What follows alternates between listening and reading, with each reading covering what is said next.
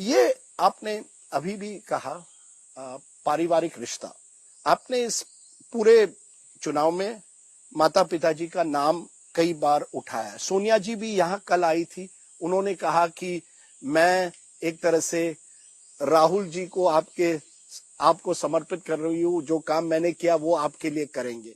आपने कहा था मेरी माँ को विरासत में शहादत मिली, दौलत नहीं, एक भाषण में कहा था पिता को। आपने कहा सोनिया जी ने मंगलसूत्र देश के लिए एक तरह से अपना कुर्बान किया है।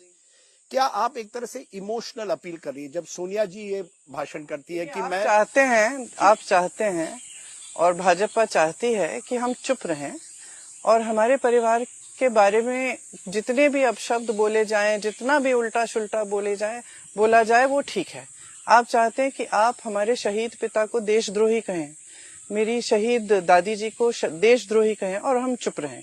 ये तो आपके फायदे की बात है। हम चुप क्यों रहे भाई? हमारे परिवार ने अगर देश के लिए कुर्बानी दी है तो क्या हमें शर्म आना चाहिए इस पे?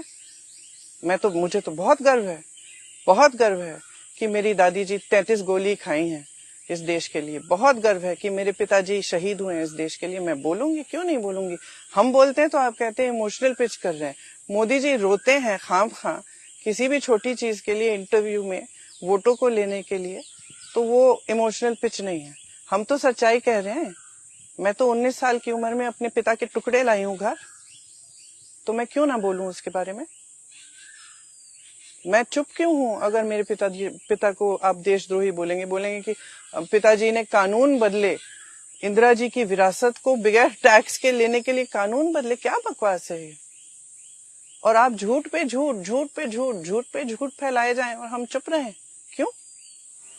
तो जब सोनिया जी मुझे तो बहुत गर्व है अपने परिवार पर और मुझे बिल्कुल कोई शर्मिंदा नहीं करेगा, खासतौर से बीजेपी के नेता।